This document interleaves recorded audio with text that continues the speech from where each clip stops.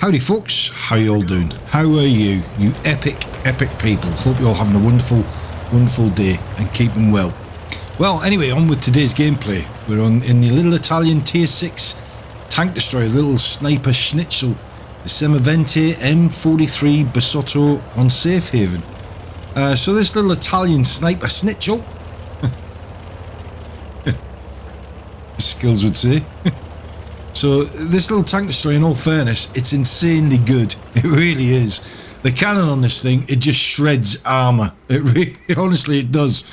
If you don't believe me, go and get this tank and stick the 105 gun on this thing. It's mental. It really is.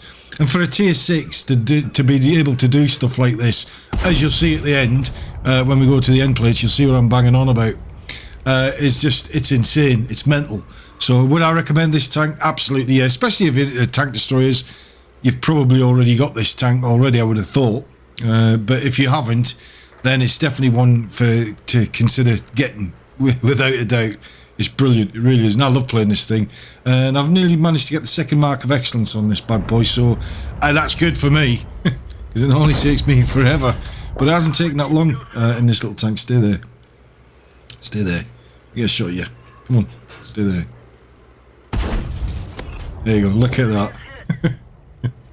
That's what I'm talking about, it just shreds armour, it's great, I love it. Anyway, a little bit of a history about this tank. In April of 1942, the Italian command at the time came up with an idea to develop an assault tank destroyer with a 105 howitzer cannon on it. And the Italians originally were going to go for the Carro Armato P40 heavy tank chassis. But because of the length of time it was taking from coming up with the designs and all that kind of stuff, they eventually went for the Carro Armata M1542 as the new vehicle. And they actually built, I think it was about 30 of these tanks that they built before the Germans basically captured them, and then they pressed forward, build them on mass production and all this kind of stuff. But this tank is brilliant because it's got the 105mm howitzer cannon on it with a length of 23 calibers. And it was actually completed in January 1943. And this was the first Italian vehicle to be partially welded, as the serial model designated the Semavente the 105-25 M43. Yeah, so there's quite a bit of history behind this vehicle, it really is. But before Italy's capitulation on September 8th, 1943, 30 of these vehicles, as I said, had already been manufactured and had actually been sent out to military units. Mind you, as I say, all these units fell into the hands of the Germans, who then set up and continued the production of them between 1943 and 1944. 121 more of these vehicles were produced. And at the time, you see, the Allies, they knew that they had to get a foothold into Italy, because if they did, they were then able to attack Germany in the Balkans, effectively. And so they then started an operation called Operation Avalanche. And you're probably aware of this, but this was like tit for tat with Germany. And they were trying to stop the Allies, as I said, from getting a foothold in Italy, because that would have made them really vulnerable in the Balkans, And so the Allies landed in Sicily on July the 10th, 1943, and within 3 days, get this, 3 days, they had 150,000 men ashore. Can you imagine the logistics? That blows my mind. 150,000 men in 3 days. No time for sleep there. But Mussolini, who's the president at the time, he kind of ran for his life, ended up being jailed. The Germans got him out of there. But anyway, the Italian partisans captured him, and he was actually executed on April 28th, 1945. And on May the 1st, the German forces actually surrendered in Italy. And then 6 days later, the entirety of Germany actually surrendered. So there you go. Never let me said you don't learn anything on this here channel. There's gold in them there hills. And talking about gold in them there hills, the gold giveaway will be drawn this coming Friday. So keep watching to see if you're one of the lucky ones. And I am actually going to put a video together about it, as I said in previous videos. So if you're one of the lucky ones, then congratulations. you'll need to go into your Wargaming account, I believe, where the gold will be there if you're one of the lucky ones. But wait until you see the video and I'll have put the names up of the 3 winners. But good luck to everybody, and if you get it, then it's well deserved. So we're up to 81 subscribers, eh? You epic people. Who dares wins rudders, eh? Can we get it to 100, do I ask? But I appreciate every person that has liked and subscribed to my channel. Really means the world to me. And honestly, thank you so much. I really appreciate each and every one of you. But let's see if we can get up to 100. So get your mates and your pals and buddies and all that kind of stuff to smash that like and subscribe, and see if we can get it up to 100. Which is only 90 in a way. Come on. It's not asking for a lot really, is it, eh? Come on. We know we can do it. And what do you think about these loot boxes that Wargaming have brought out for St. Patrick's Day? Eh? For this, was it this new tank destroyer, Japanese tank destroyer? What a rip-off. You know, it blows my mind of how Wargaming tried to justify this.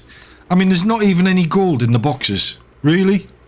Well, for me, myself and I'm just staying clear of it. I'm not even remotely interested in spending any more money on these ridiculous loot boxes that they say that you're guaranteed a vehicle on at least by the 50th box.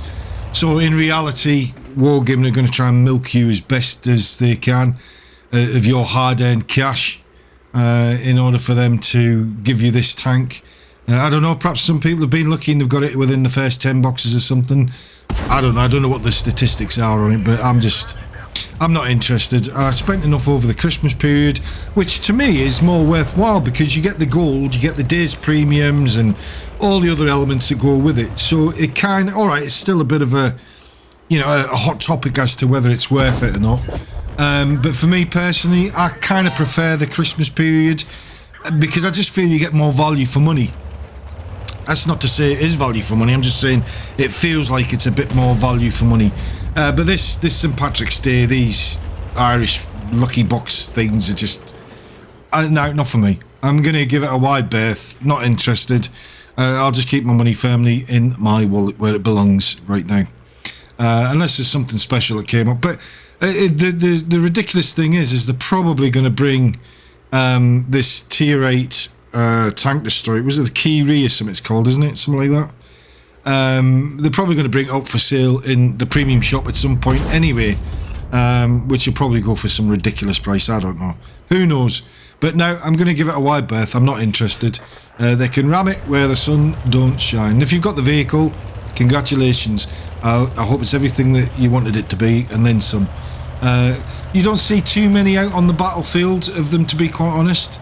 But that's like a lot of these tanks, isn't it? That the Wargaming come up with these pearls of wisdom, shall we say? And people pay ridiculous amounts of money. And that's what it all boils down to at the end of the day, isn't it? Is real hard cash from your bank account, from your wallet, that goes into the wallet of Wargaming. And that's what the reality of it is.